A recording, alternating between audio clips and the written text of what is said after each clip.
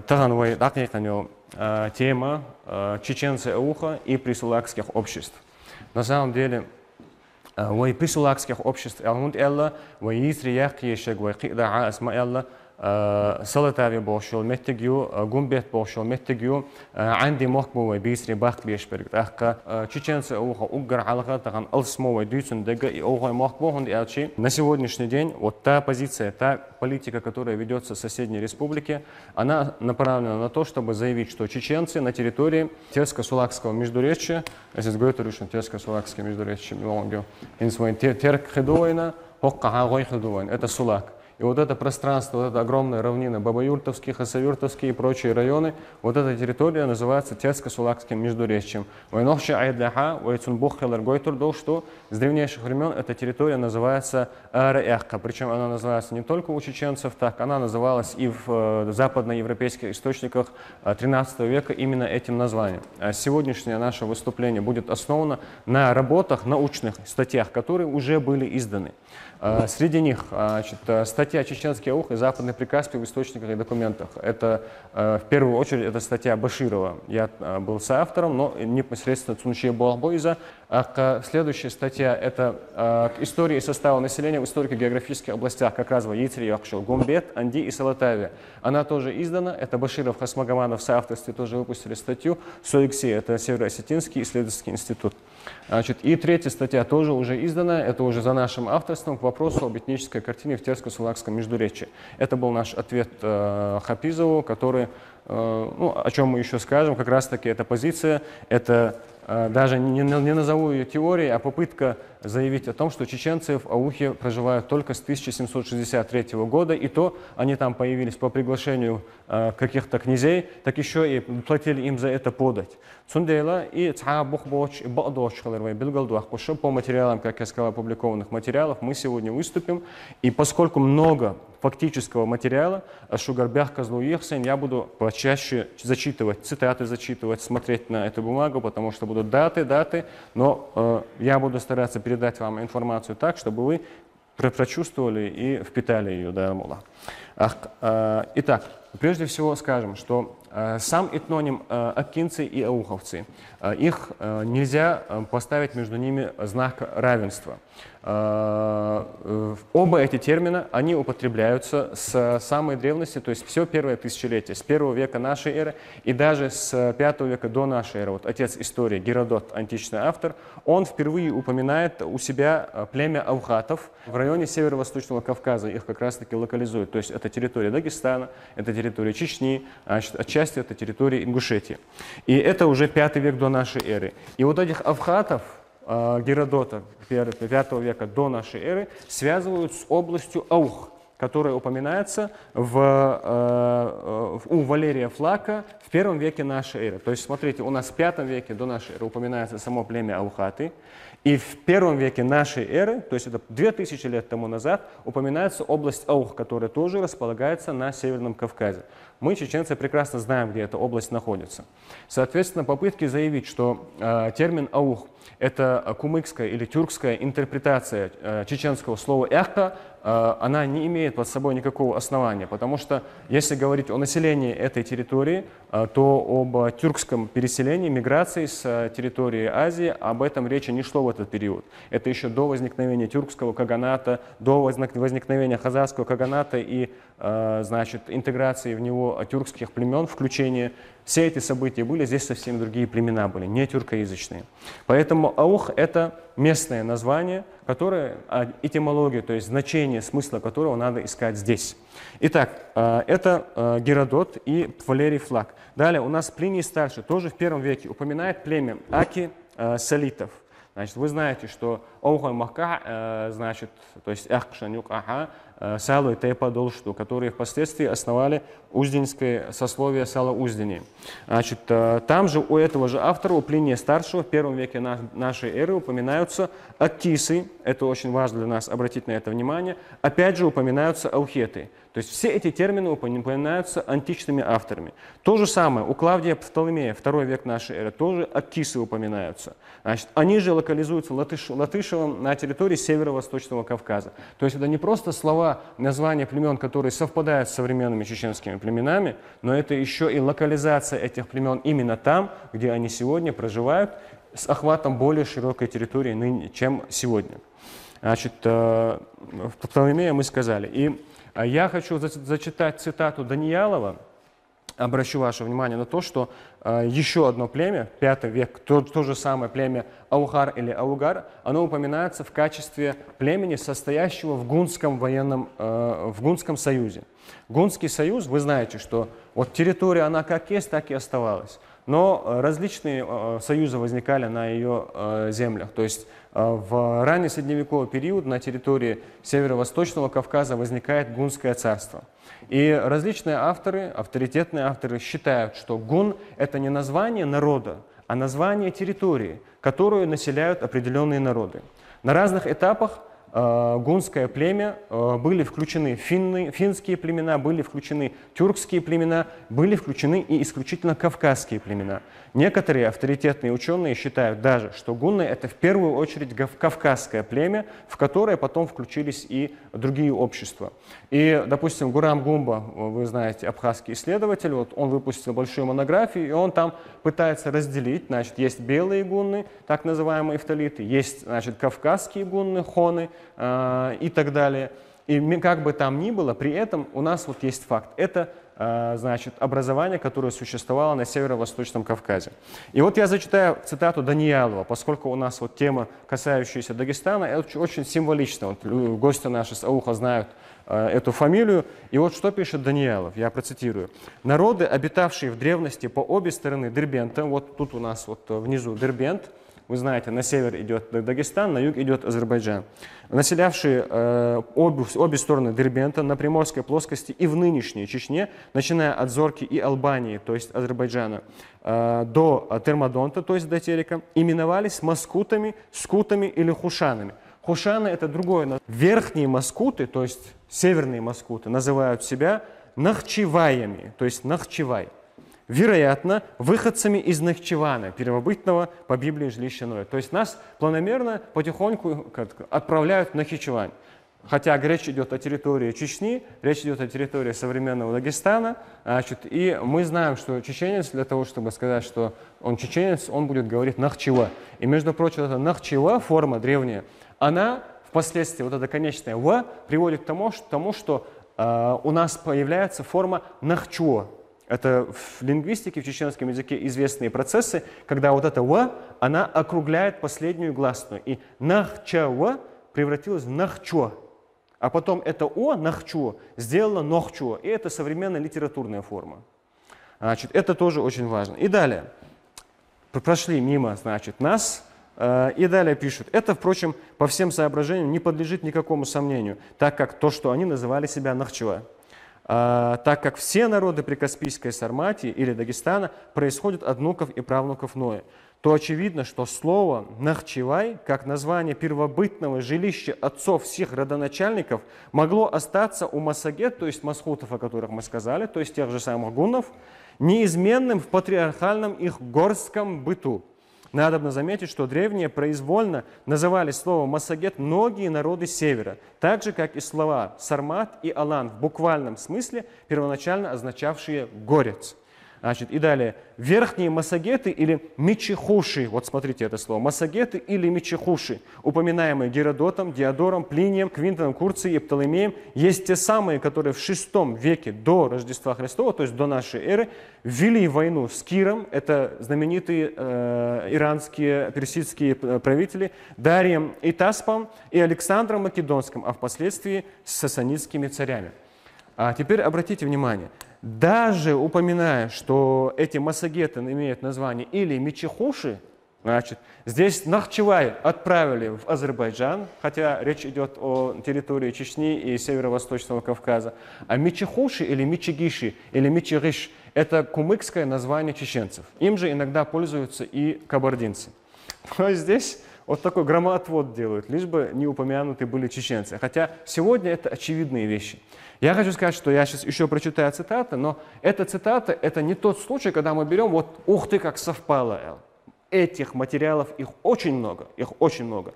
И более того, сегодня проводятся археологические исследования, и ДНК-тесты подтверждают то, о чем мы раньше могли только сказать вскользь, и нам бы сказали, это параисторик, там, Volkshistory, там, сочинять, я скажу, что на сегодняшний день ДНК-исследования показали, вот мы сказали, что авгаты сначала относятся, их приписывают скифскому племени, потом их приписывают гунскому племени, дальше мы еще упомянем и другие примеры.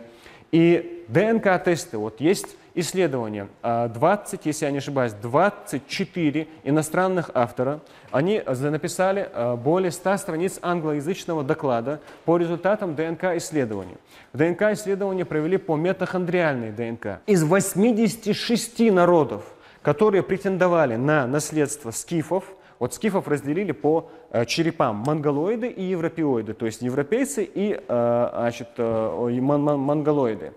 И вот европейская часть, западные скифы, когда провели ДНК-исследования, показали, что самый близкий из всех претендентов к западным скифам по митохондриальной ДНК народ в таблице, которая там упоминается, самая первая графа написана чеченцы, то есть чеченцы.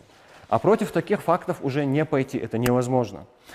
И еще мы об этом скажем. Вот смотрите, следующие цитаты. Вот дореволюционные авторы Семенов, Баратов, Лазарев и многие другие, они тоже напрямую проводят параллель между массагетами, мичигишами и чеченцами. И прямо пишут, что мичигиш, современное название чеченцев в устах тюркских народов, это вот отсылка ко времени существования здесь, на Северо-Восточном Кавказе, массагетов. То есть тех же самых гуннов, о которых мы сказали. И далее, я приведу вам цитату Лазарева. Это все дореволюционные авторы, 19 век, который называл потомками белых гуннов. Вообще, белый гун, попробуйте, кто-нибудь знает здесь кумыкский язык? Как будет на кумыкском белый? Ах, ахгун. Если повторять это выражение ахгун, ахгун, ахгун, ахгун, у нас получается ахкай или ахко. Это уже должно было исследователей заставить задуматься об этих вещах. То есть речь идет о Северо-Восточном Кавказе, об Арар-Ахка. И далее. Значит, я вам сказал, что термины аухат и акисы или акизы, они фигурируют постоянно вместе. И вот давайте прочитаем цитату Лазарева II, который писал, что в течение 40 лет, это в 1443-483, это период войн, значит, кавказцев с Ираном, значит, персы, цитата, персы вели непрерывную войну с белыми гуннами, которая кончилась совершенным истреблением персидской армии в чеченских лесах и гибелью самого их царя, надменного Переза и его сына, кроме двух, Зориха и Ковага, взятых в плен победителями. Это вот одна цитата. Еще одна цитата тоже о связи белых гуннов или хусанов, хушанов, или эфталитов, или маскутов, как мы сказали, с чеченцами и их войнах с Ираном, которые описаны у автора. Вот смотрите, цитата. Перез, тот же самый, о котором было сказано, сын Язкерта, в 483 году погиб за Джорскими воротами, то есть за Дербентом, на войне с хусанами, то есть с гуннами, которых Лазарь Парвский и Прокопий, значит, я делаю отрывки там, называют гиптолитами, то есть эфталитами, то есть гуннами. Война Переза была с Верхним Дагестаном, Чечней. Верхний Дагестан – это вот эта вот территория Терско-Сулакского междуречия имеется в виду. Чечнею и прикаспийскими гуннами. Завлеченный хитростью неприятеля в неприходимые леса чеченцев, Перез погиб там с армией. То есть дореволюционные авторы, в принципе, под вопрос не ставили эти факты. Это только вот когда у нас наука превратилась в лоббистику и в политику, эти факты стали оспариваться и переиначиваться. Значит, еще одна цитата, вот уже в данном случае упоминается Кир, знаменитый царь. Следующая цитата. В необдуманном поступке Кира с хуном, то есть с гуннами, представляет важное значение, разрешающее все сомнения о гибели его в Кавказской Гуннии, случившейся за Дербентом, то есть вот на этой территории, в одном из двух мест в кайтакских или чеченских лесах. То есть разные исследователи в XIX веке, это публицистика, это исследование, они вот эти факты описывают. Значит, надо сказать, что в гунно-скунской среде, как я сказал, упоминаются отдельно и племя аказиров. Эти аказиры, которые в V веке подчинились вот Аттиле, знаменитому гунскому предводителю, и уже участвовали в составе вот этого гунского союза в качестве одной из частей племен. И вот смотрите, у нас есть область Гунбет. Гунбет у нас корень. У нас есть село Гуни, Итейп Гуной. У нас есть село Гуни в Салатаве. У нас есть Гуниб село на территории Дагестана. Есть Гунха на территории Андийского общества. Этих этих топонимов, их огромное количество. Не только топонимов, но еще и этноним, когда речь идет о чеченцах, об андийцах, потому что андийцы себя называют гоннал или гоннал. Это ал, это у них постфикс, то есть они гон или гон, то есть себя тоже, можно сказать, гуннами называют они. И мы укажем, кстати говоря, на связи их с чеченцами. И здесь, значит, Макаров пишет, что, я процитирую, вот эти вот гунипцы, смотрите, цитата, тоже 19 век, вышли из ичкеринской деревни Гуни. Гунипцы, которые поселились вправо от нынешнего Нуцал-аула и имели постоянные сношения с соседями, ауховцами. То есть, что такое Нуцал-аул? Вот смотрите, вот у нас Хасавюрт, вот тут вот у нас Муцал-аул, и здесь у нас уже идет Сулак. Вот справа от Муцал-аула имеется в виду вот эта вот территория, то есть Присулакская область. Далее, согласно тому же самому Шихалиеву, вот эта вот территория, область современного Тельско-Сулакского междуречья, там очень распространено племя, которое называется гуенми. Гуен. И это племя было еще и сословием. То есть сегодня мы уже знаем, что это по результату ДНК-тестов показывает, что это не просто какая-то родовая группа, а это как общинная или союз родов, которые по крови могут быть разные по происхождению, но исторически они гунский период впитали в своем самоназвании. Значит, и это видно и, как я сказал, по ДНК-тестам. И смотрите, Шихалиев, вот этих вот гуенов, Шихалиев тоже автор 19 века, сам из гуенского сословия, но уже был окумучившимся человеком в 19 веке, это офицер царской армии. Шихалиев буквально пишет, что гуены были выходцами, цитата, из Нагорного Нашахойского общества. Где у нас Нашахойское общество? Его же цитата, в родстве с известной в Чечне фамилией Гунай. Этих цитат, этих фактов, их очень много. Сюгут Ахкабох, это все было известно, доступно. И уже переходим, вот мы перешли от скифского периода, мы перешли к гунскому периоду, мы теперь приходим к хазарскому периоду, когда хазары захватили территорию, власть и создали государство хазарский каганат. И об этих хазарах также известно, что они делились на две части. Это были белые и черные, то есть монголоиды и европеоиды. И вот эти вот европеоиды, то есть местные, они имели кавказское происхождение. И были известны под названием Акацир, а Гумилев называл их Аказир. То есть видите эту преемственность? У нас те же самые Ахка идет. Территория, вот этот термин Ахка, мы тоже об этом еще скажем, что это тоже, как и название страны Гун, это прежде всего не родовая какая-то ячейка, а именно по названию территории. Значит, смотрите дальше.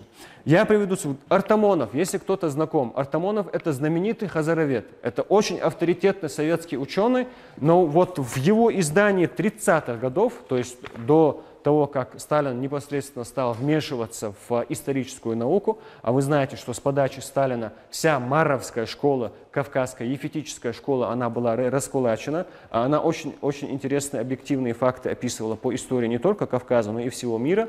И начали толкать, что Махаара, Хиригулук, Халухдуах Пуше, Аланч, Ушбецахиллир, Сармач, Ушбецахиллир, Кавказия, Уш, Пачхалдулушхиллир, Бош, и Хири Датият Булверис. Шуннаг Ахсан Хуш Датсаха от Сталини, Кент Кантвала, Кент Кантвала, Хацо ДНК тест Тайла, Уиха Ширихандар Гучедела. Если раньше это было еще под вопросом, Юрдживу Егири Ушику, Йоштаган Хирихандар Билгалдях. К чему я это говорю? То есть до того, как Иосиф Виссарионович начинается вмешиваться в науку, Артамонов пишет следующее, ссылаясь на того самого Мара, о котором мы сказали. Вот я процитирую вам.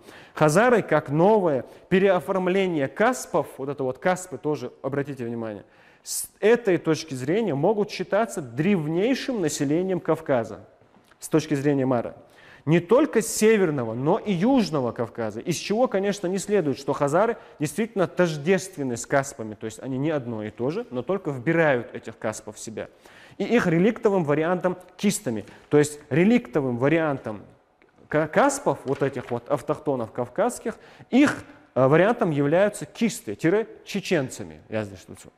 Каспы или касы в хазарах слились с сарами, сарматами с той большей легкостью, что и те, и другие находились на одной и той же стадии этнолингвистического развития. Зачем вот эти вот цитаты?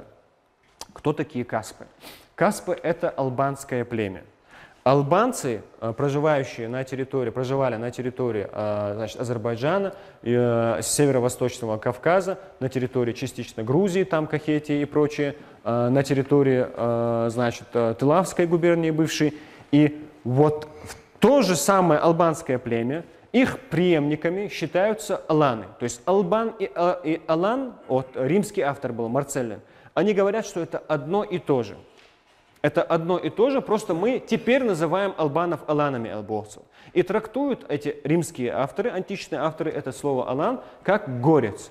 То есть сейчас вот я соберу все ваши мысли. Смотрите, у нас речь идет об албанах. У албанского народа, царства, кроме вот названных каспов, было еще два племени. Это многие другие, и среди них шеры и соды. Шеры – это шары, соды – это сады. То есть даже вот эти племенные названия один в один такие, которые сегодня нам известны. И у нас получается, что каспы, которые суть часть албанского или аланского племени, являлись в свою очередь частью еще и хазарского государства. И представляли собой местное кавказское население. И эти кавказские хазары, они носили еще и другое название, которое было как Аказыр или Акацир. То есть Аказ, Акац, тот же самый термин. Вы знаете, что в русских документах 16-17 веков как называется ауховское общество? Акоц, Акоз, Акок, Окох и так далее. То есть эти ц, з, они сегодня никакой роли не играют. Мы можем показать документы, которые показывают, что это никакой роли не играет. Это термины, которые мы опускаем, вот окончание опускаем, и мы имеем корень. Это ака, и в других примерах это аух. Следующий момент. Почему для нас хазарский период тоже очень интересен? Вот Гачалк, вот кто у нас ауха знает, сегодня это село называется в документах Новокули, да.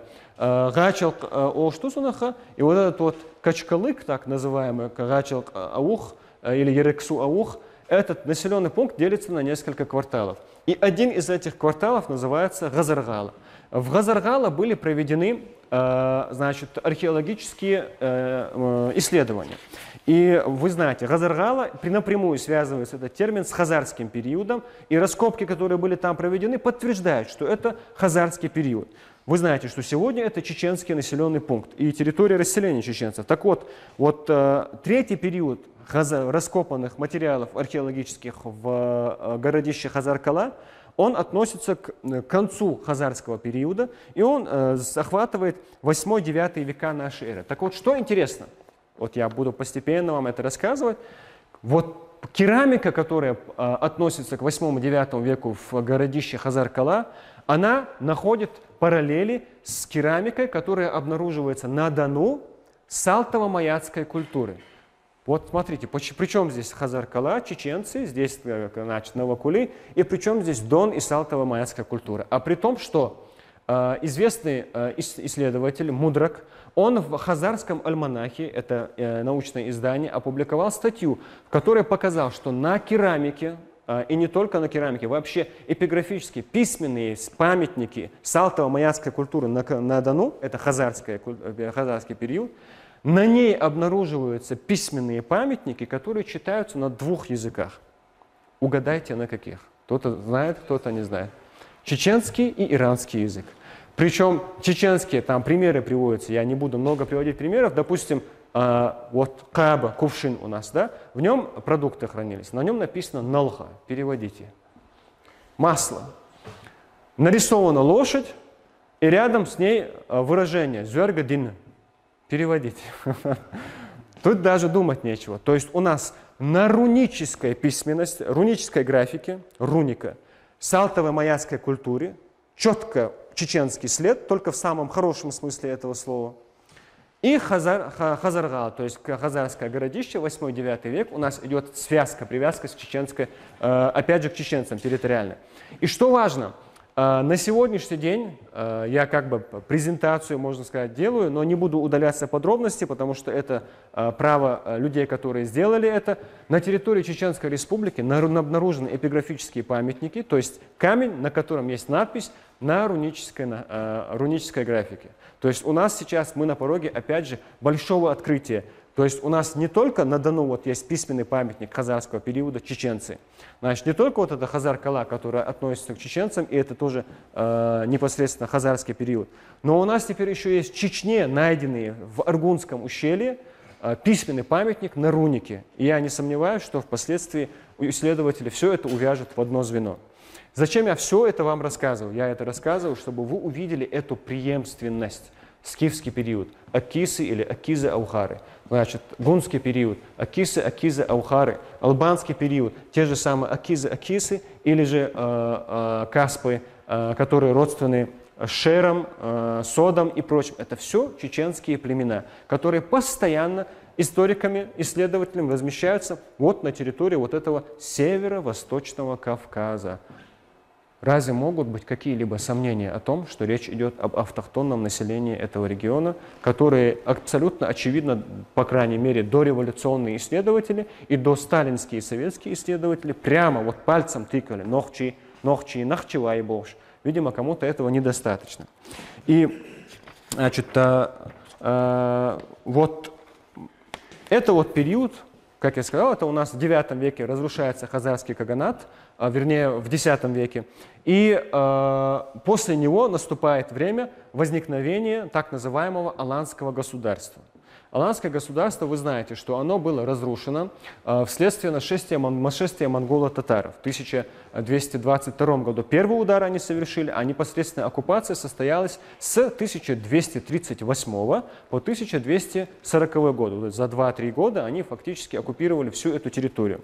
И сегодня уже не нужно никому доказывать абсолютно, что чеченцы имеют прямое отношение к аланам. Да? Помимо того, что я вам показал вот эту преемственность, албаны, значит, аланы, даже античные авторы указывают, что они состоят, что они одно и то же, просто названия разные. Значит, и кроме того, известнейший, один из самых выдающихся алановедов, Кузнецов, пишет прямо, что чеченцы являлись восточным крылом аланского государства. Значит, главное, самый древний аланский могильник на территории Северного Кавказа, мы об этом часто говорим, он находится на территории Северной Осетии, это Бесланский могильник, провели, значит, ДНК-тесты, биг-тест сделали только Q, гаплогруппе, показала прямые наследники на территории сегодняшней Чечни, там, Шуаной, Гуэрдлой, Энганой там, и так далее, Эршбатой, Цадагду, значит, Хиндойбу, Цесей Цадагду и так далее. И другие, которые провели ДНК-тесты, там G1 гаплогруппа, ей биг-тест не делают, потому что биг-тест, если сделать ДНК-тест, он опять же покажет прямых наследников. И там показала гаплогруппа G2A. То есть здесь у нас G1Q, там у нас G2. Значит, я уверен, что в некоторых могильниках потом обнаружится и этот L3, который имеет отношение непосредственно к акинскому обществу.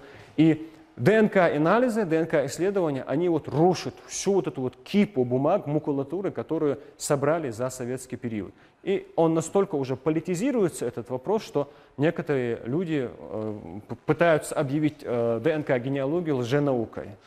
Даже сегодня рисуют некоторых псевдоученых, которые у нас в Чечне вот уже очень много примеров, когда не ДНК-науку, а лингвистику до абсурда доводят, историю до абсурда доводят, даже религию до абсурда пытаются некоторые доводить. Значит, и мы пришли в аланский период. Что нам интересно в аланском периоде? Значит, в аланском периоде нам интересно, что в 1253 году, когда равнина была оккупирована монголами, посол французского короля Гильом де Рубрук, у него один из его маршрутов проходил вот между Тереком и Дербентом. И вот когда он проходил вот этот маршрут, он указал, что на расстоянии 2 переходов от Дербента, то есть в сторону севера от Дербента, представляете себе, это прибрежная зона Каспийского моря, на расстоянии 2 этих переходов начинается равнина Ар-Как-Ка. Ар-Как-Ка.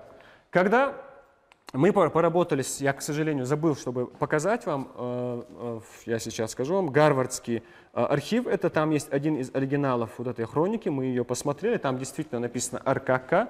И чем этот момент был интересен? Тем, что Кузнецов, тот же Алановед, о котором было сказано, он посчитал вот эти вот переходы, согласно тем расстояниям, которые тогда существовали, и он показал, что речь идет о равнине от Махачкалы, а вот смотрите, у нас Махачкала, здесь хребет, и далее равнина идет, до Сулака, и далее Тереско-Сулакское междуречье. Равнина. Вот от Махачкалы начинается вот этот вот третий переход уже, то есть речь идет о равнине от Махачкалы. Так,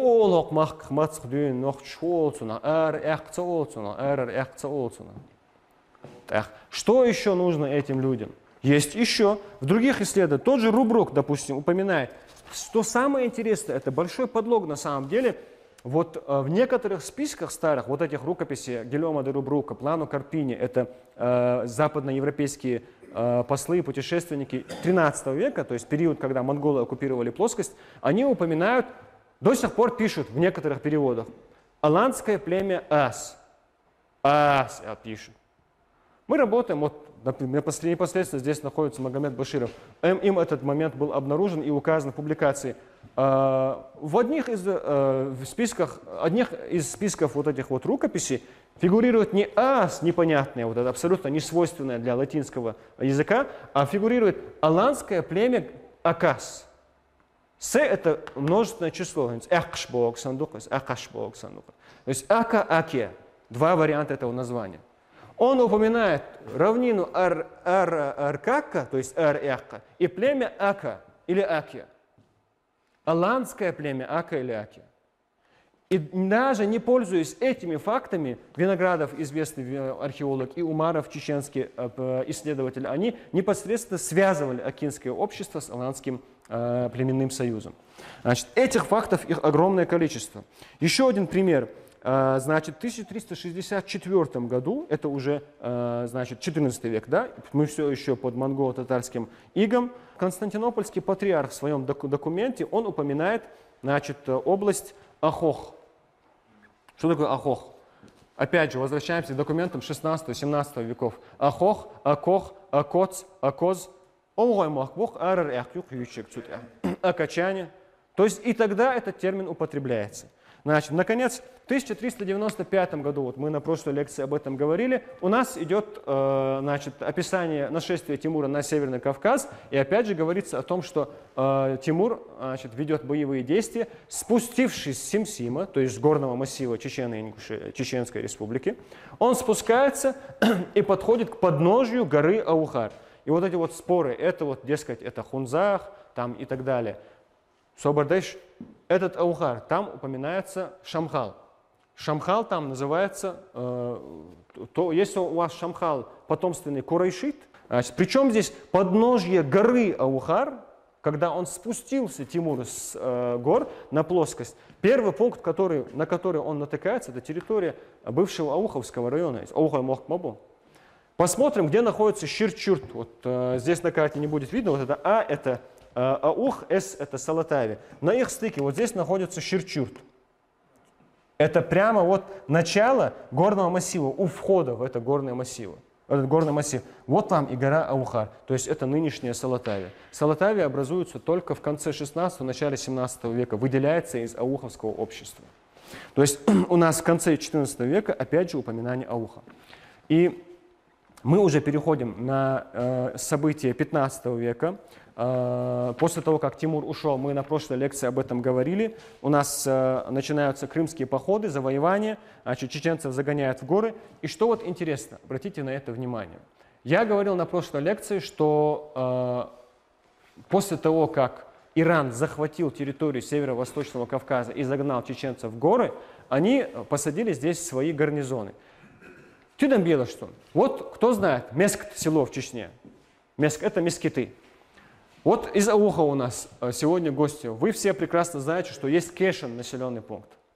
И есть у нас Гилна населенный пункт. Да? Гилной, Шварт, Ялгой, Бейтрой, Гилной, Арбел, Буцучура, значит, Кешна, значит, Циечуэхи, Шварт, Тейпна, что, значит, Меск, Аларой, Билтой и так далее.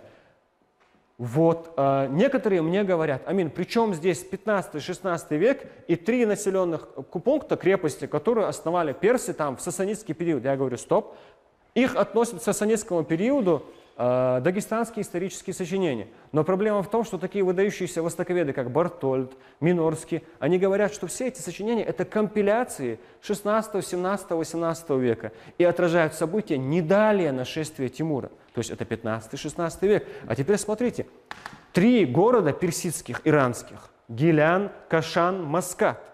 3 области и 3 населенных пункта в Чечне – Мескта, Кешна, Гилна. И посмотрите место расположения их. Что они делают? Они закрывают выход из Нохчмахка по Яссе, по Ярсху и по Ямансу. То есть здесь вот Кашан, хотя находится здесь, но сама крепость, она чуть-чуть южнее обнаруживается археологами. То есть здесь Нохчиц Арштему, Бургалт Олшту, Ямсух, Ярсха, Иури Олшту. Значит, и Ясси – это Аксай. То есть эти крепости были оставлены ими на территории Чечни, чтобы закрыть чеченцев. И вот здесь уже, вот этот момент, он для нас почему очень важен? Мы уже переходим к событиям 16 века, когда мы упоминаем уже знаменитых предводителей ауховских. Это Ших Мурза, это Ушурма и прочие.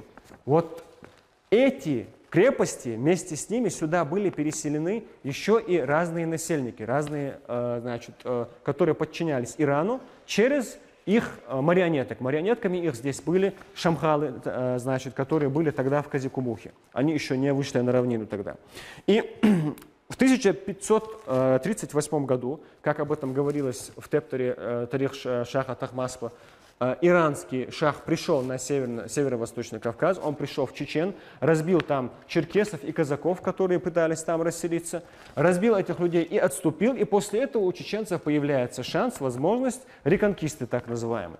И до сих пор у нас были только полевые материалы, которые были собраны профессором Берсановым. Он их собрал, мы их издали совокупно, Тарих Зоккант опубликовали, но это были предания Гендергной, Зандхой из Байтарков, там, значит, из Балансу и Курчулуя рассказывали эти предания. Но сегодня нам удалось обнаружить упоминание этого человека в то же время, как противника вот этих вот шамхалов, и под именем Зак в дагестанских исторических сочинениях. Любой может взять Тарих Аргвани, в котором упоминается тот же самый Зак. То есть это человек, который с 1541 по 1548 год, он, значит, как и остальные чеченцы, совокупно они освобождают территорию Нохчмахка, они освобождают территорию Ауха и возвращают свои земли. Помните вот эти предания там, значит, Цецой, Пешкой и Бош, русских вот этих вот источниках, они вот заселяют никем не освоенные вот эти равнины, возвращаются туда и основывают, вернее, восстанавливают Аул-Ширчурт. Эти события вот вместе с этим Зокком упоминаются некие отряды Кей и Пхой. И мы в своем исследовании показываем, что эти Кей и Пхой – это Янбек, предводитель ауховский, и Ушурма, отец Шиха Окотского, которые в 1546 году возвращаются на территорию Ауха и уже в Ширчюрта, сейчас я вам покажу его, в Ширчюрт восстанавливают населенный пункт. Юрт Аух Олцунах, Ширчюрт Олцунах. Здесь вот они на протяжении долгого времени, почти около 70 лет, не распространяясь больше. В остальных местах они только хуторились. Основной населенный пункт был здесь, Юрт-Аухи, потому что он был стратегически выгодным местом перед выходом на плоскость. И не горы одновременно, там плоская местность. Это была очень удобная позиция. И, как я сказал, в 1546 году они возвращаются и основывают здесь населенный пункт. То есть иранское владычество на территории северо-восточного Кавказа, оно прекращается. Чеченцы разбивают вассала Ирана Шамхала и в 40-е годы уже восстанавливают свое присутствие на этой территории, на территории Нохчмахка, на территории Ауха и, соответственно, до берега. И я хочу обратить ваше внимание, очень важно, вот эта вот береговая линия, которую мы сегодня знаем, вы видите, даже на карте это видно, что она полузаболоченная. А в XVI веке эти болотистые территории, на которых невозможно было селиться, они доходили вот практически вот, очень рядом с Хасавюртом находились. Даже Эндерей, который вот находится под Хасавюртом, вот здесь вот, даже этот населенный пункт тогда еще не основывался, потому что там очень болотистые места были. Этот Эндерей сам в монгольский период, он фигурирует как Гуэн-Кала. То есть не сам Эндерей, а как бы то, что потом поглотил Эндерей. Там были разные укрепления. Чуть севернее Ширдигала был, значит, чуть южнее Ширдигала, ближе к современному Эндерею, там Гунойгала был. И поэтому в монгольских песнях, они в конце 19 века опубликованы, один из ханов хвастается, что он контролирует территорию от Гуэн-Калы до Тимир-Казака, то есть от Таманского полуострова до Гуэн-Калы. Почему Гуэн-Кала? Потому что здесь уже болотистые территории были, там невозможно было дальше селиться. Кто-то там занимался рыбным промыслом, кто-то занимался охотничьим промыслом. Чуть-чуть здесь севернее, степная зона, где была, там кочевые племена скотоводчеством занимались. Но, чтобы там были населенные пункты, этого не было. Это происходит позже, в 16-м, в конце 16-го, 17-м, 18 веках.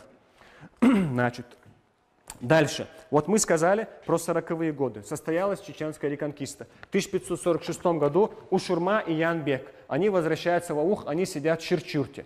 Между ними уже в тот момент возникает конфликт. Он заключается в том, что он назревает этот конфликт, в том, что Янбек, согласно тем материалам, которые у нас есть, он был мусульманином, а Ушурма был христианином.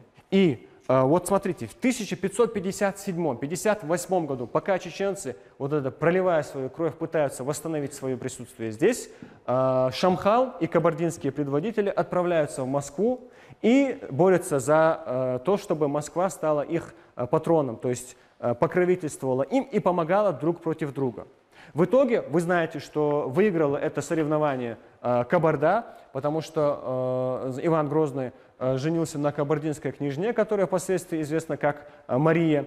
И в 1560, 1562, 63 и в 1566 годах состоялось 3 похода. Походы кабардинских князей, которых поддерживали русские войска. Значит, это был Черемисов, это был, значит, это Плещеев и другие. Почему эти вот даты они нам интересны? Потому что вот 1566 год, это по документам нам удалось обнаружить первое упоминание Майда, сына Янбека. И этот Майда, который впоследствии будет участвовать в переговорах с Шамхалом за то, чтобы султан Мут получил определенные участки в наследстве. Об этом мы тоже будем говорить. Вот я не буду акцентировать дальше внимание, это слишком много фактов. Просто все это зачем вам говорится? Сегодня Шихмурза Окотский – это история, которую никто уже с чеченцами не может оспорить. Да, пытались связать Шихмурзу Окотского с кабардинцами, назвать их кабардинцами, но когда мы сказали, послушайте, на территории Верховья Аргуна после кабаков Мялхай и прочих упоминается Шихово племя. Вы когда-нибудь видели на территории Хивсуретии, чтобы проживали кабардинские племена Боос? Это невозможно, это нереально. Кабардинцы не то, что в горах не жили, они даже в башнях кабардинских князей не жили, они презирали. Это в сборнике Аталикова об этом описано. Они презирали вот эти горные укрепления. У них другой образ жизни был. Они там на курганы возводили, на курганах вот как укреплялись, пока у них кочевья там находятся, а потом переселялись. Значит, то есть это чеченцы, и эта история никем не оспаривается. Это владение, которое называлось Ахох-Акох. И это преемственность, которую мы наблюдаем с самого начала первого тысячелетия нашей эры до 16-17 века, когда у нас есть документальный материал, который не позволяет никому и никаким образом уже оспаривать эту преемственность на протяжении вот этих 1500 лет. Это вот, скажем, краткий обзор и ответ товарищам, которые заявляют, что чеченцы, дескать, только с 1763 года там обитали. А пришли туда, действительно, миграций было несколько на территории Ауха. Последних миграций имеется, то есть возвращение чеченцев. Вот описанная нами миграция 40-х годов, это первая, после восстановления нашего контроля над этими землями, первая миграция, в которой участвовали Ушурма, отец Шихмурзы Окотского, сам Шихмурза, значит, участвовал Янбек, отец Майда и так далее. Значит, вторая волна, она имеет отношение к более позднему периоду. Вот, допустим, вяппи часто интересуются своей историей. Вяппи жили на территории Мецхальского общества. Вот смотрите, это Галанчошский район. Вот здесь у нас начинается ущелье Гулойхи. Вот видите, вот это вот Гулойхи. И вот это Гулойхи, это общество Цхуры. Здесь у нас идет Галгай-Шахар. И сразу после него следующий, уже упирающийся в Терек, где Дарьяльское ущелье начинается, там начинается Мецхайлу-Шахар. Вот эти Мецхайлу-Шахар – это Вяппи Тайпаннах. И Вяппи свое переселение, это вторая волна, связывают с событиями конца 16-го, начала 17 века. Непосредственно называется имя Шах Аббас. Это 1580-е, 90-е, 1610-е, 20-е годы правления. И при этом Шах Аббазе, когда он с военными походами шел на Северный Кавказ, у него был союз с кабардинцами, вот вследствие этих походов вяппи, которые жили прямо вот у входа в Дарьяльское ущелье, они были вынуждены уйти оттуда в верховье гор. И куда они идут? Они приходят сначала в Тушети. Вот здесь на карте ее не видно. Она прямо самое верховье Аргунского ущелья. По соседству идет Тушети. В Тушети есть село Чонтио. Чонтоя было, Огоймахка. Вот эти вот Чонтои, они принимают вяппи, но через некоторое время часть вяппи уходит в Ауховское Аух, а другая часть вяппи поселяется на территории Цова Тушети, мясо Цубацу Бухош. То есть это соседнее с чантийцами общество. Сегодня ДНК-тесты показывают, вот эти вот чонты, они переселились в Аух, они проживали и основали аул Чонтой Эйла прямо на берегу Сулака. Значит, вяппи поселились на территории Ширчурта, и ДНК-тесты показали, что вяппи и чонты это одно и то же фактически. Цабухыш. То есть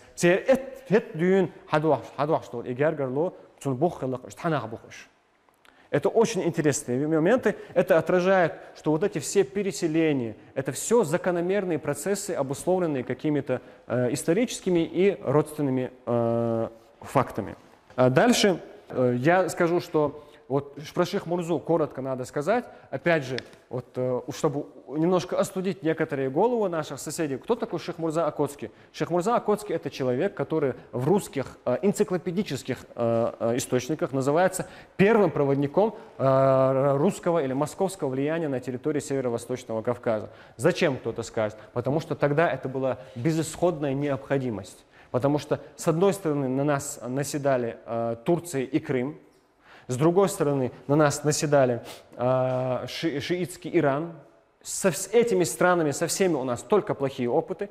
От того, что они мусульмане, крымчанам и туркам не мешало это нападать на черкесов, мусульман, похищать их детей, девушек, парней и потом продавать их в рабство. То есть здесь религиозный фактор вообще не стоит. Это империи, это государство. И вот выбирая между ними, чеченцы, чеченская элита, она делает ставку на Московское царство и заключает с ними отношения. И в этот момент фактически чеченцы, вот с момента, считайте, с 1571 года, когда кабардинцы участвовали в сожжении Москвы, когда Иван Грозный был вынужден бежать оттуда, вот с этого момента чеченцы полностью перехватывают инициативу в отношениях с Москвой, и чеченцы становятся первыми проводниками влияния Московского царства на Северо-Восточном Кавказе. Это был очень выгодный, взаимовыгодный альянс. Хунзарский Нуцал при посредничестве Шейх Мурзы принял русское подданство. Шамхал при посредничестве Шейх Мурзы принял русское подданство. Гумбетовские, Милордоевские князья при посредничестве Шейх Мурзы приняли русское подданство. Все, везде играл роль именно Шейх Мурза Окотский. В 1571 году, как я вам сказал, когда Москва была вынуждена по условиям, которым им выставили крымчане, уйти с Кавказа, то есть покинуть город Терки, Шейх Мурза остался наедине с вот этой вот машиной, с турками. Потому что турки в 1585-6 годах они оккупировали вот эту вот территорию. Турки захватили, отбили у иранцев Азербайджан, заняли, значит, Дагестан. Они дошли до Эндерея, а в Эндерее, я там был, там на лесополосе до сих пор сохраняются старые турецкое кладбище еще тех времен. То есть, так вот, их наместник на Кавказе, турецкий, его звали Осман Паша. Осман Паша жаловался в Москву. Это же период, когда Москва ушла, и остался Шейх Мурза Окотский. А Москва, она не промах, она все продумала, она 500 казаков под управлением Шейх Мурзы оставила. А у него еще своих 500 воинов, и еще плюс ополчение, которое появляется по надобности. То есть, ну, условно, можно сказать, там от 2 до 3 тысяч, я думаю, точно у них собиралось. И вот этот Осман-паша, наместник Турецкой империи, которая, значит, разбила персов, захватила Азербайджан, захватила, значит, Дагестан, территорию современного Дагестана, захватила часть, значит, вот этого Терско-Сулакского междуречия, Осман-паша жалуется в Москву, что вот, дескать, ваши казаки, что вот они сопровождали их с боем аж от Дербента до Сунжинской переправы, до Брагунов, Темшбеш. Ну вот они их, дескать, они их разбили, но вот они им не дают покоя, Бог. Почему вы своих казаков не отзовете? А Москва отписывалась. Вот эта вот картина, она показывает еще и не только политически, но и физически влияние чеченцев под предводительством Шейх Мурзы Окотского на территории вот этого междуречия Севера. И как этим людям, не буду называть имена, вы знаете, о ком речь идет, как им не стыдно рассуждать насчет того, что чеченцы тогда там подчинялись таким-то, этим, что чеченцы были подданными каких-то князей, много вот этих вот рассказов. Чеченцы полностью перехватили инициативу и диктовали политику на Северо-Восточном Кавказе в этот период, до того момента, пока в 1596 приблизительно году, хотя есть предположение, что в 995 году, Шейх Мурза Окотский не был убит Ахмадханом, братом Султан Мута. Султан Мут – это фигура, которая возникает внезапно. Это один из сыновей Тарковского Шамхала. Его чеченцы приняли, его, значит, взрастили. Как я сказал, Майда, сын Янбека, он участвовал в переговорах с братьями Султан Мута, чтобы этому бедному изгнаннику, чтобы ему дали какую-то долю от отцовского наследства. Да. И вот эта личность впоследствии, в середине 17 века, когда оформлялась коалиция между чеченцами, кабардинцами, кумыками, значит, в первую очередь с Москвой, против Персии, которая собиралась очередной поход устроить на Чечню, вот этих двух сыновей Султан Мута, одного звали, значит, вернее, не сыновей, а внуков, одного звали Алхан, если я не ошибаюсь, Алибек, вернее, Алибек. Алибека пригласили в качестве старшины в Аксай. Аксай не тот нынешний Ташкичу, а тот, который, как только вы переходите, проезжаете в сторону Дагестана, мимо Ясел Диямадевлина, там с правой стороны, там Цияб Цулудабос, Сюлишин Юртю, это территория, где прежде находился старый Аксай, огромный Аксай. Как назывался старый Аксай раньше по документам? Он назывался Билит. Билит – это кто? Это Билту, это чеченцы. Это чеченский населенный пункт. Они, да. И там, и даже в Тухчаре сейчас уже живут. Они чуть позже, повыше поселились. И что происходит? Они приглашают к себе Алибека в качестве старшины. Он типичное чеченское поведение. Шейлах, так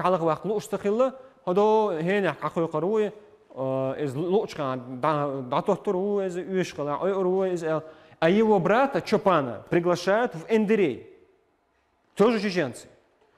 То, что это так, это письменные факты сегодня есть, потому что даже сам Тимур Айтберов, он перевел договор между князьями Турловыми и, значит, между Гази Алдамовым о том, что Алдамов будет покровительствовать Турловым. Значит, и сразу после этого Чопан, вот, о котором мы сейчас говорим, это внук Султан Мута, он попросил тоже это покровительство, и ему разрешили поселиться на территории, значит, Эндерея. Эндерей тогда является частью ауховского общества. Зачем я все это рассказываю? Вот я вам сейчас приведу вот такие цитаты. Вы знаете, что сегодня идет лоббистика. Вот эхди Аксай княжество хиллабилик, эхди Эндерей княжество хиллабилик. Үш эли хилла, нохчи цель лейгилла богстанц, а политик юх дающий. Вот опять же из публикации Баширова Магомеда. Я прочитаю вам сейчас Это только один документ из огромного количества множества документов. Документ хранится в Центральном государственном архиве Республики Дагестан 1862 года. Вот о том, что султан Мут попросил, чтобы ему разрешили поселиться вот из этого чирюрта, чирюрт вот приблизительно здесь находится, отсюда ему дали разрешение поселиться чуть ниже Эндрея. И, значит, поселиться на Чумлу, Нохчуматла, Асти Ирзи Олцунах, значит, цитата, деревню, которая потом перешла на место ныне занимаемой Андреевской деревней. Это потом состоялось при внуке Султан Мута. В состав владений его, Султан Мута, как объясняют вышесказанные границы, не входило Салатавия, и Аух, и даже Качкалык. Потомки Султан Мута, я тут троеточие делаю, но не озвучиваю это, потому что длинные цитаты, потомки Султан Мута разделили между собой ныне кумыкские земли, то есть Кумыкский округ так называемый, вскоре после прибытия императора Петра Великого. То есть только после того, как Петр Великий появился, они получили эту власть. Генерал Ермолов, занимая кумыкскую плоскость русскими войсками, называет уже их князьями, поручает им управлять народом. То есть вот это вот то, что в 18 веке, после того, как Петр I пришел на Кавказ, после того, как он в 1723 году наслал на чеченцев несколько десятков тысяч донских казаков и донских казаков и калмыков Аюбхана, после того, как чеченцев изгнали, вытеснили с плоскости в очередной раз, допустим, Чунгрой, которые в Эндерее были, другие тейпы, за Чунгрой я скажу, почему упомянул, значит, они все вытеснены в город, даже в Балансу мечеть стоит, она 1723 годом датируется, когда реконструкцию делали, камень увидели, потому что эта вот толпа людей хлынула в горы опять, они расширяют мечети, Мяздыга, Шварда, Дьеза, Ришлуши, Еза и так далее. Только после этого, условно говоря, до 1758 года владычество, или иначе владычество царской России на территории Чечни, до восстаний, которые начались в 50-е годы чеченцев. И вот в этот период вот эти вот наследники Султан Мута, они занимаются компиляцией. Вот то, чем сегодня занимаются наши соседи. То есть они ситуацию на сегодняшнего дня они отправляют на 100, 150, 200 лет назад. А им в документах отвечают, что издревле эта территория подчинялась Ауховское общество Астраханской губернии. То есть, в принципе, администрация царская знала, что происходит, но из политических соображений способствовало тому, чтобы все вот эти амбиции в этом году действительно, из-за того, что вынуждены они были, Цьечуэ, Мержуэ, это Аштхоевские общества, некоторые другие, они вынужденно переселились на территорию Ауховского общества, нам не надо рассказывать нам про то, что там 10-я или 11-я миграция состоялась во второй половине 18 века. Чеченцы здесь на протяжении тысячелетий проживали, и у нас есть все основания и все доказательства этому. И я думаю, что последний, скажем так, штрих, который нам остался, это просто раскопать кешнашту, просто ДНК тысяча, сущек класс палёза дукы. От сумана и нахсембу, үш ахшбац, царь тут я шаш бол бяш баца, царь үш хакштаду что и кешнаша, царь хашта тут я нахе бол бы, он я хиришна гучлялы и гулх, иншейн цанна агошан хаштоци и бол хаштбоци.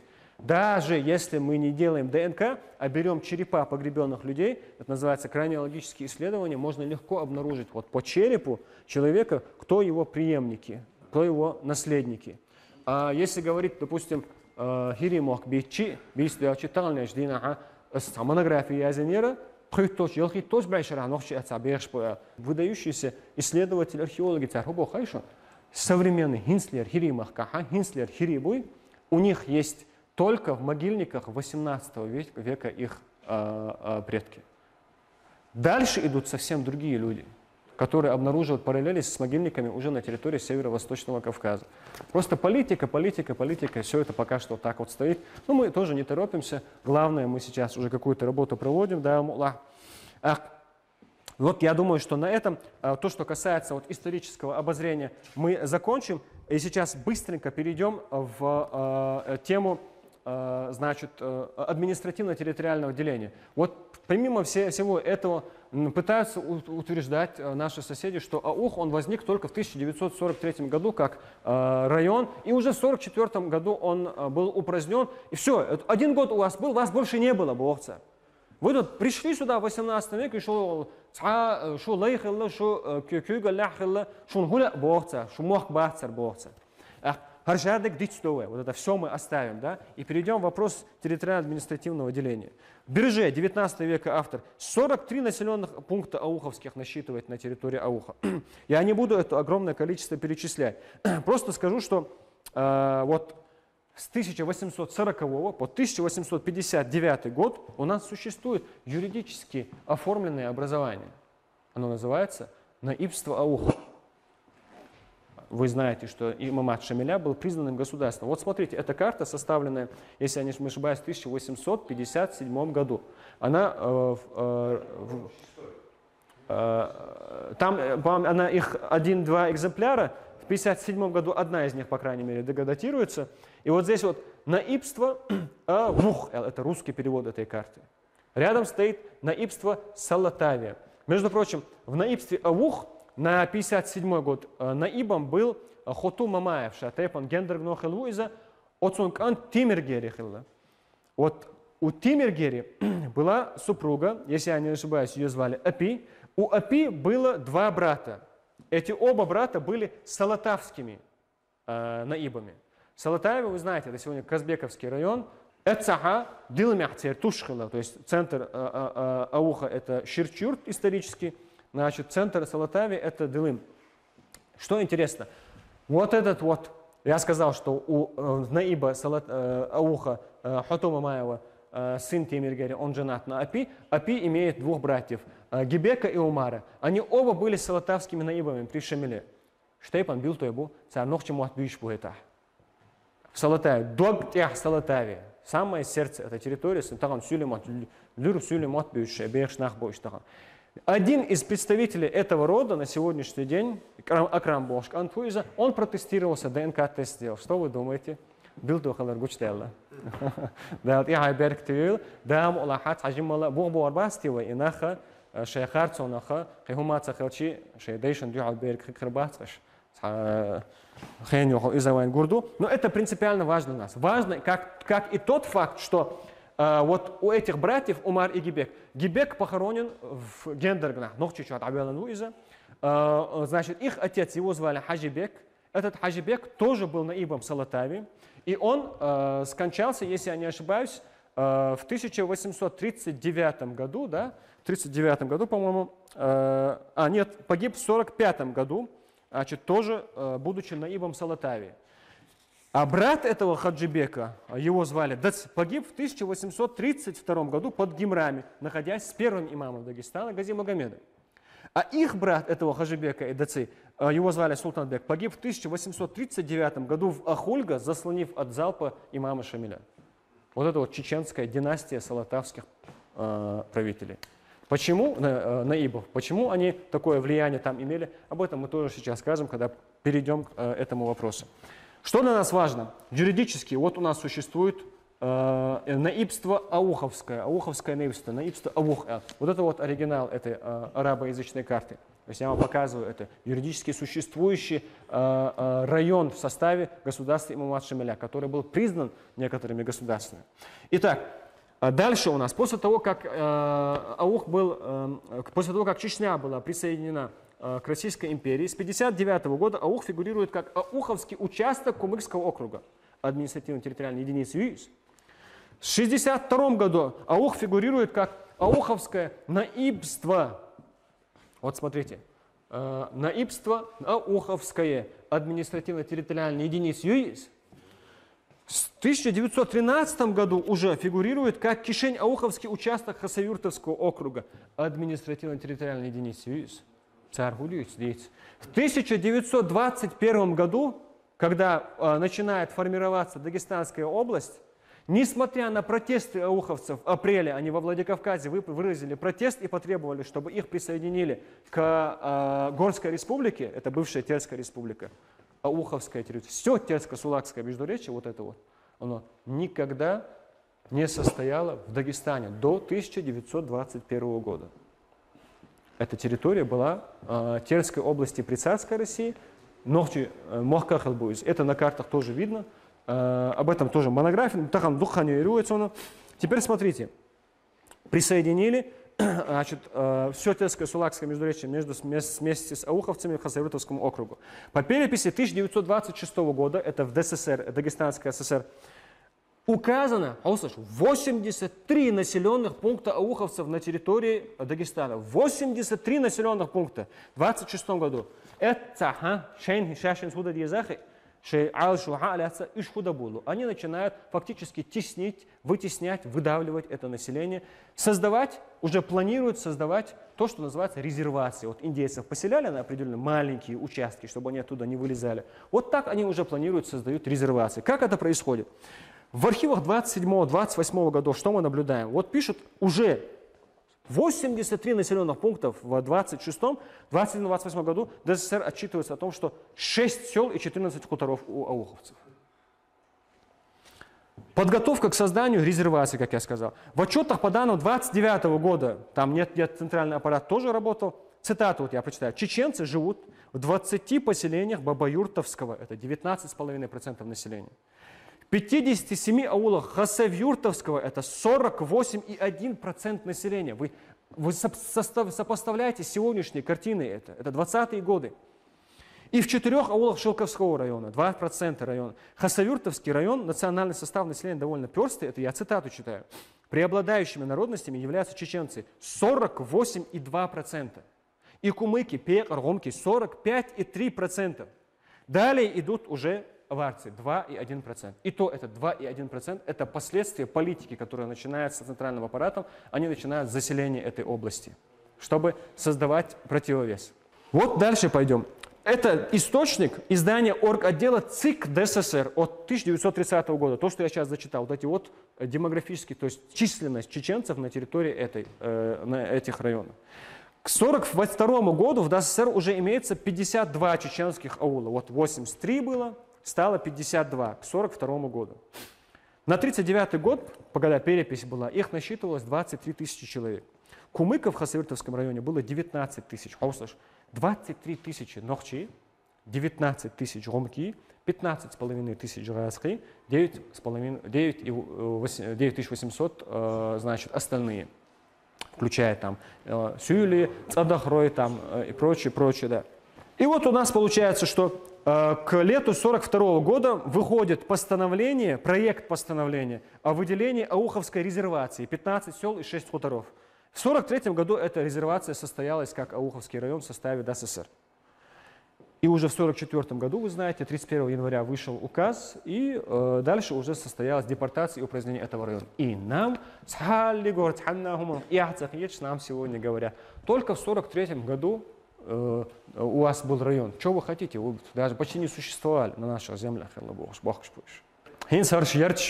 Только часть этих населенных пунктов, рядом с Индари, Элбир аул, значит, Бурсуна, Парчкошка, Акташ аух, значит, Сайла юрт, тоже входила территория Сайла юрта, входила в Ауховский район, значит, юрт аух, Элбури, Отари, Элибавинчи, значит, Гачалки, Занг Отар, Барчко Отар, Зори Отар, Мини Отар, Элкбизюрт. Все это вот населенные пункты.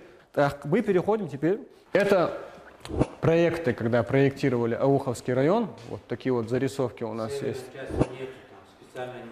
Да. Здесь вот уже Ауховский район на фоне Хасавюртовского округа 1934 года. Вот наша картина. Мы переходим плавно к Салатавии. Об этом уже вот было выступление на YouTube Терско-Сулакское междуречье Элла. Я думаю, сейчас коротко мы о ней скажем. Дилым. Изначальное название Дайлам. Основатели Белит Тайпа, сами, значит, исследователи, местные исследователи и кумыкские исследователи об этом сами пишут. Событие это 1360 года, когда чеченцы изгнали оттуда нагайцев. Они оттуда их изгнали, основали здесь населенный пункт, значит, и назвали его под Гибек-Кала, раньше имело название Дайлам. Гибек, который фигурирует, имя которого фигурирует сегодня в названии горы, это 4-й предок чеченских, значит, узденей Эльжуркаевых, если я не ошибаюсь. Мамад Арвиадович. Не спояс, мама? четвертый предок Ирджукаевых. Это предок фамилии, которая фигурирует в 19 веке, то есть приблизительно 18 века человек это, Гебек этот. Да, Гебек. Значит, а до того эта гора называется Дайлам. И населенный пункт. Сегодня там живут вот эти вот представители и билты, которые я сказал, которые протестировались. И все это вот абсолютно даже на генетическом уровне доказуемо. Причем сейчас мы еще чуть позже вам покажем. Вот здесь вот есть широкая чеченская микротопонимия, там Меттегин, Церыш, Нохчи, Матлаю. Вот эта вот вся область, Шовдна, Меткюс, Шовдан, Аязну карточку, Шовдбо, Нохчи, Матладу. Шовдбо, Нохчи, Матладу. Этих примеров их очень много. Вот, пожалуйста, билтинцы. Вот посмотрим Сала-Юрт. Кто тоже считается, собственно, Салатавия получила название по вот этому населенному пункту Сала-Юрт. Кто считается основателем Сала-Юрта? Сала-Юрт — это выходцы с территории села на территории андийского общества Риквани.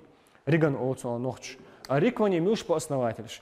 У Агларова, это известный выдающийся андийский исследователь, он пишет, что основателями Риквани являются Салалал, то есть те же самые Салы. Салы ДНК-тесты сдают иш Нохчибу.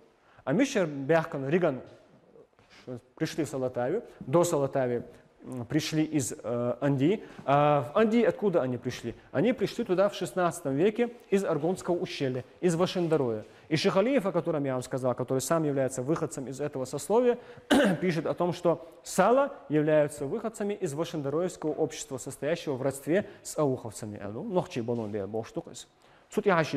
Второй населенный пункт. Третий. Гуни. Гуни тоже населенный пункт на территории Салатавии. Если я не ошибаюсь, Бердиханов, что ли, исследователь дагестанский, прямо говорит о том, что Беркиханов, Меджид Беркиханов, тоже прямо увязывает и указывает на то, что гуни связаны с теми самыми гуэнами, о которых было сказано, что они родственные гунойцам, по крайней мере, по источникам 19 века, люди и выходцы. У них же здесь, вот я гуэны написал, это миатлы. На миатлах, на скале, было свое собственное поселение. И, между прочим, они сыграли одну из первых ролей. Вот Чирюрт, видите, это выход из Салатавии на плоскость. Там, когда Султан Мут в конце 16 века пришел к чеченцам, там жили чеченцы, и эти гуэны, включая других, приняли его, и фактически они его подняли. Да. И Асмааллара, вот все вот эти населенные пункты, чеченское население там. Вот Черту, рядом с Алмаком. Мюшпу Черту. Черту я бог. Там же находятся населенные, мы не смогли определить на карте, Ялхой Сиген, Ялхой Тайпту, Ялхой Черту, Ишбериш Герганах. Вот смотрите, Гертма. Да? Гертмели на картах, он некоторых более раннее название. Вроде бы название тюркское, но мы знаем, что у нас тюркский был тогда международным. Такой же Гертма, вот эти люди, которые отсюда выселились, если вы посмотрите на карты Гудермеса в 19 веке, что там происходило. Цыгаха чертой кишварт тайпан отршхалла, цейрахца Гертмахалла, хокка чертою, хокка Гертмаю. Поэтому они сегодня в числе двух претендуют на основание Гудермеса. Значит, дальше Алмак. Его основание приписывается в первую очередь харачойцам, значит, чунгароицам и курчелойцам. Курчелойцев даже есть отдельное предание, как они после того, как этот город осадили, были вынуждены оттуда. Это длинная история, я не буду на этом акцентировать внимание. Но факт в том, что опять же, чеченское происхождение. Алмак часто в документах 19 века фигурирует как Ауховское село. В 1812 году, если я не ошибаюсь, некоторые там еще чеченоязычные, еще тогда, это не значит, что и после этого не были они. Топонимия вся чеченская, значит, ну и так далее и тому подобное. То есть Нохчи, вся эта Салатавия. Чиркей. Чункурлал, Харчилал Бош. Они наш.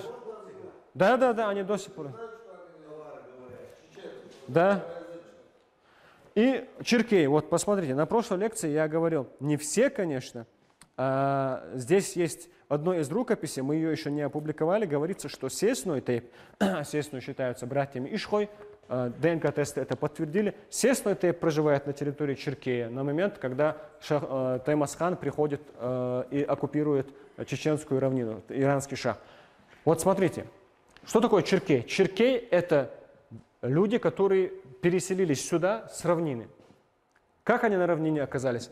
Вот этот вот город, этот Алмак, по письменным источникам, здесь при Тимуре было 7000 дворов. Тимур его и соседние хутора разгромил, разграбил, и население переселил на плоскость. А эти уже потом с плоскости переселились в Черкей. Нохчебутига, Черкей, Аберш. Алмак, у Аль-Кадари, у Бакиханова, это еще дореволюционные авторы, чеченский город Алмак. Так, из Салатавиевой.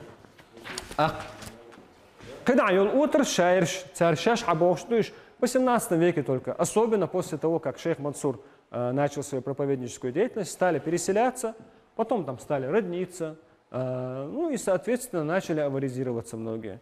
Хотя, вот, допустим, тогда он журналистом был, по-моему, если я не ошибаюсь, Руслан Кураев, он посещал Дылым, значит, там еще после депортации были еще старики, которые говорили на ауховском диалекте чеченского языка. То есть сейчас будет ауш. Я вам сказал, Шаудан, да, урочище Шаудан, рядом с Дылымом, Дылым Окаю, значит, юрт аух Догаю, на картах 19 века. Вот еще одна карта, пожалуйста. Значит, Шаудан, урочище Шаудан Алюха, Хока Дылым, изасут Айолщу. Значит, Хокляха Дылым, это Айол Шауданю, Ачису, Цигар Бухарч, Талам Хоша, Шашкучту, Ахсту Зига, Шорт, Чурьяжа, Нохчи Топонимею, это. Еще одна карта, ну, для тех, кого это мало убеждает, опять же, тот же самый Шайвдон, ну и так далее, Гуни. И мы уже приходим, вот, вторая оперативная карта. Анди Мохкву. Анди Мохк, это вот по статье Баширова, Хасмагомадова, шикарную, замечательную работу они провели. И мы сейчас вот кратко скажем об этом. Мы сегодня андийцев называем Анди. Вот андийцы очень не любят, когда их называют аварцами. И это справедливо, потому что они аварцами не являются. Значит, вот это вот андийское общество, мы знаем его как этнос, да, как народность, по названию населенного пункта Анди. Но сами андийцы называют себя Гоннал.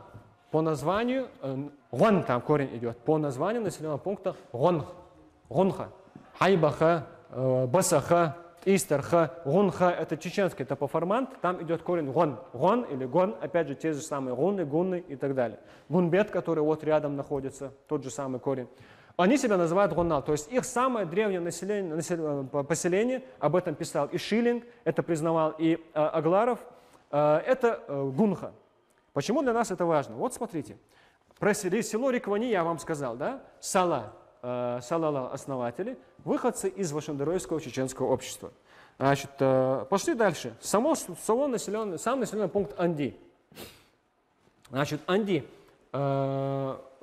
считается, что его не основали, а жили на этом месте два человека. Ануш и Харчи. Значит, они считаются как бы Харчилал Бог.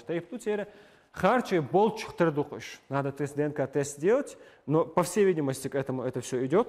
Значит, сказано следующее, что туда, здесь у них хроника, Тарих Анди называется, и там сказано, что из селения Шубут, то есть из Аргунского ущелья, туда к ним пришли люди дома Унсура.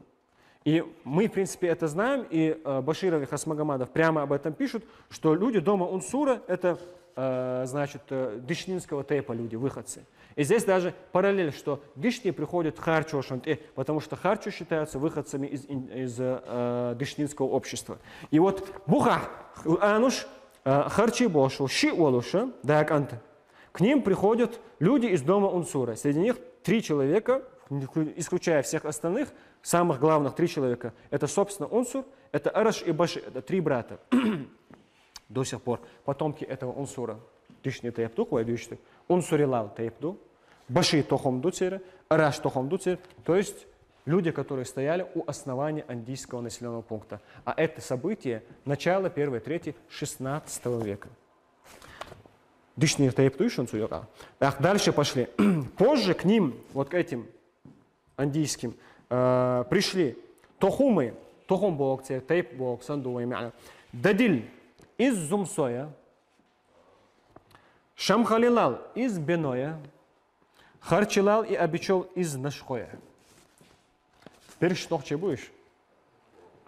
весь этногенез, весь так называемый субстрат, это ногчи тейп наш. А дальше уже просто ашали, ачалюевы, риквани, ригахюевы, вот в Чеберлое, прям по соседству. Кижани, кейшанюевы, зила. Мы на прошлой лекции зачитывали вам рукопись. По крайней мере, часть. Да, цути хочердуй. Вот зилаха, цигара, елхит точ, байшараха, шону цада, по крайней мере, цада адиан элладючно. Шону тейп ногчи бой, цадырш. Беннал юрт. Ал тер окончание бен бога, бен и буш отсюханаш. Ах, хохолцуна, мог милшкула отцабяхашна. Кто там проживал тогда? До того, как в 16 веке, как пишут сами дагестанские исследователи, из Хунзахского плато в купе с деятельностью хунзахских нуцалов, завоевательной деятельностью, авароязычные вот эти хунзахцы, жаи, которых мы называем, они начинают переселяться на север, их миграция начинается, и постепенно аварский язык становится международным языком на территории этого владения. А то, что начинает становиться международным, впоследствии часто становится единственным языком. Но хотя Бадергача, вот эта полоса, мы сейчас о них тоже скажем, эта полоса, она нейтральная. И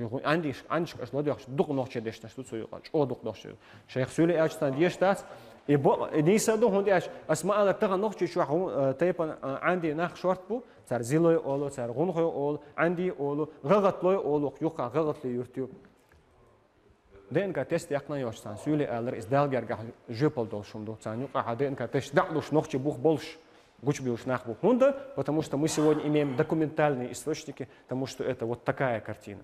И еще я вам говорил, что там бери вот гунга. Значит, Гунха, само населенный пункт сам называется, у них называется Гундал. Гундал. Дело в том, что Гундал или Гундал – это предок гунойцев. В XIV веке он вышел из Нашхоя и основал населенный пункт Гуни. Вот мы к нашему Гумбету приходим. Гумбет считается, сам Шиллинг об этом пишет, Агларов пишет, что субстратом для этого населения являются кто? Андийцы. А андийцы это кто? Мы уже сказали. Значит, изначальные, по крайней мере. Значит, что мы знаем об этих населенных пунктах? Вот смотрим, мы на прошлом выступлении про Аргвани говорили. Кто основал Аргвани? Чеченцы. Эргной тейп. ДНК-тесты провели, тоже все это видно. Больше жидва хлоросова вайсупладюсера. И, значит, наш хархабях, вот эта история XIV века. Почему нам интересен Аргвани? Рядом с ним упоминается еще населенный пункт Белит. Мы его на карте не смогли найти. Но что такое Белит, мы знаем с вами. Значит, следующий населенный пункт Ингиш. Вот Ингиши. 1929 года Ингиш фигурирует как цитата одна из чеченских деревень. Значит, дальше. Предание. Даже сейчас есть газета «Гумбет», вот 21 век, вот буквально недавнее издание, газета «Гумбет», которая передает следующее предание. Было 3 брата-акробата, чеченцы. Их звали, звали их Ичи, Кела и Мела. Мехельтах. Мой ног шел, Мелард оливается. Мелард хогон. Ичи основал Ичи Чалей. Кела основал Килятли, Мила основал Михельта. Михельта – это административный центр Гумбетовского района. Нохчу ярчу. Саду Майдан Бог, новые Аргвани там построили. Саду Майд Бог, дуис. Эргнош нюха бил тюртюбой. Бил той саду ДНК тесты юха дагойчпуй. Ара, цердит сума мадасвек. Таран таламан бо бешбу. Тагана дел хитам шортуман икина сурт иштук ансалта нохчилан юртю. Это вот тут населенный пункт находится.